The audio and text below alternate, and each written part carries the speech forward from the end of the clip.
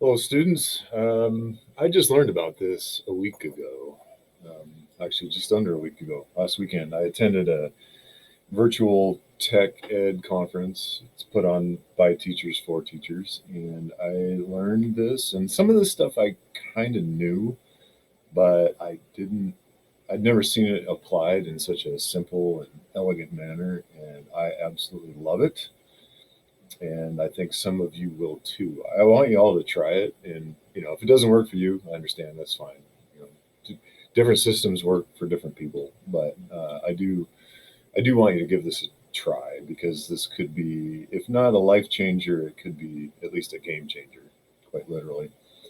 So the organization system we're going to learn about is called the Kanban board, and it will help you get stuff done.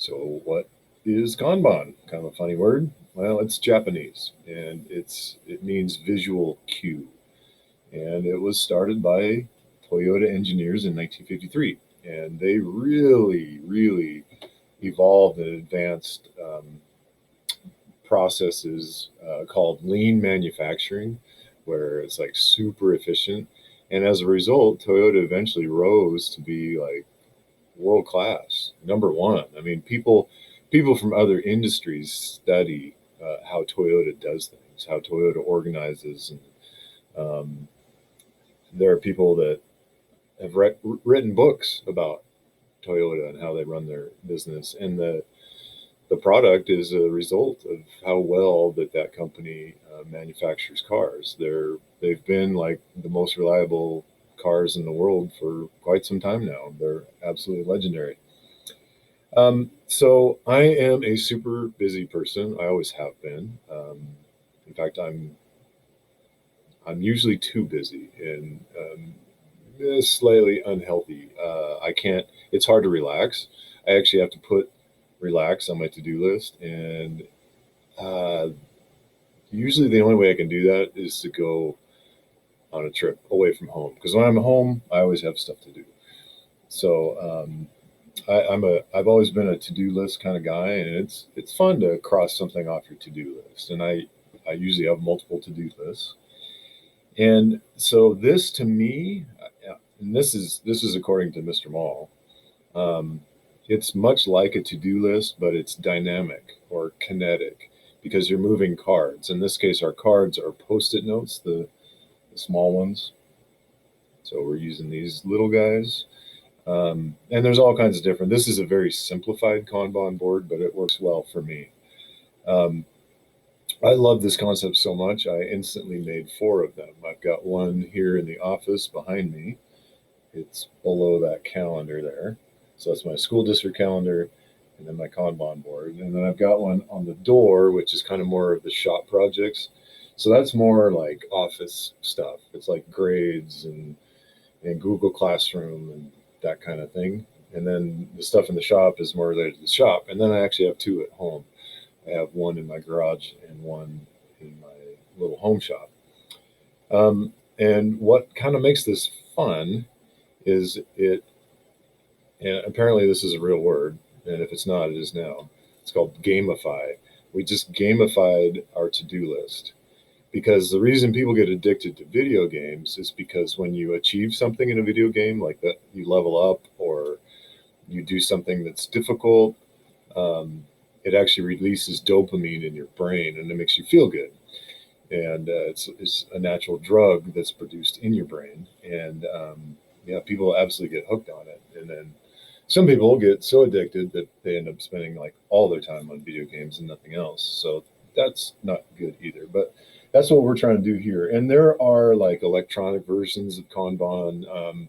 If you're into coding at all, you could do your own, I'm sure. Um, if that's the way you think, I'm sure it would be easy to do one that lights up and makes noises and all kinds of fun stuff. But me, I'm pretty old school, pretty rudimentary. And so this is how it was presented at the conference, and I love it because I use Google Calendar because stuff gets put in there for me automatically, which is nice. So I do use Google Calendar. I check it every day, of course. But you can see I also use my old school calendar, and I write on it in pencil. And the only problem with this is that I sometimes have information on here that I don't have on the family calendar on the refrigerator at home, and vice versa. And that can be a problem. And that's one huge advantage. If I would put everything on Google Calendar, that would be nice. But I don't know. I'm stuck in my ways. I've been doing this for so long. It's really hard for me to change. But you can see I put this right below my calendar. So it's got 5 columns.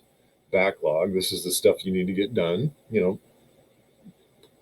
preferably that same week, but it doesn't have to be that same week. And then, what do you want to accomplish today? So you would move things from the backlog into due today. Now, obviously, if it's really short, if it's like 5 or 10 minutes, don't bother making a card for it. Just do it, get it done. Most of these things are like an hour plus. Some of them are multi-day, but they're not all an hour. But they're a good 30 minutes for sure. WIP, this middle column, that stands for work in progress, or work in progress, I think. And notice this is limited.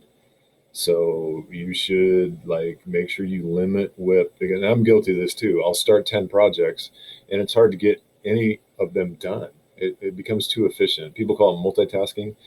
Multitasking, most people, 2 things, at the most. And even that's kind of difficult. It's nice sometimes because if one of your WIP items gets blocked, then you have another thing you can move to. In the shop, if I'm working on something and I need to wait for the glue to dry, then I can jump on another project. So that's a good example of, sometimes having multiple things in process or progress is a good thing, but just not too many, because you want to get them done and then bring some more cards over.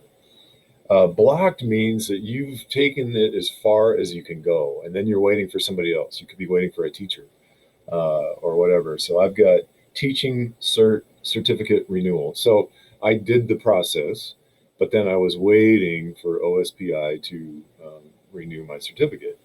And I wanted to keep that in the blocked column because if they, maybe they forgot, or maybe there was a problem or whatever. And so maybe they needed a little reminder. So I left that in block. And then I tried to order some parts, but I never got any kind of confirmation about that. And it turns out that they actually didn't get my order because I waited a few days and then I poked them and said, "Hey, did you get my order?"